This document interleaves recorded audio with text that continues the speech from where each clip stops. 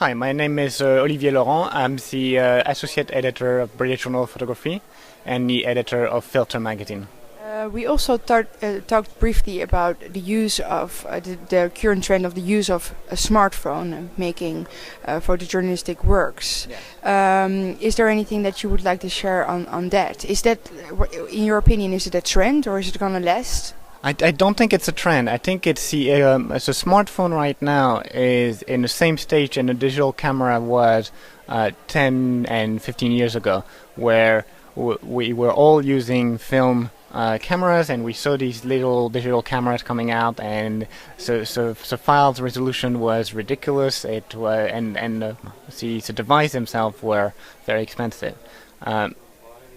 We're in 5-10 years we'll all be using a smartphone, and it won't be the question of is this a serious tool. I think that's a key word. It's a tool, and you should be using a smartphone when it fits a story. So a good example, a few years back, was talking with a photographer, Karim Ben Khalifa, who was saying that he was covering the protests in Yemen, and if he had gone in the street with a digital camera, with a digital SLR, the story would have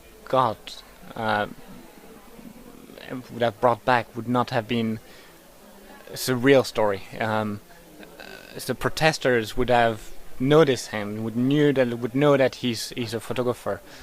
So he did a project with his smartphone, and it allowed him to blend in and to tell a more, I want to say, truthful story, and a more realistic story of what happened in the street. And I think photographers have to think in that way, where they should choose the right tool for the right story. And in some cases that can be a smartphone, and in other cases it's just a traditional camera.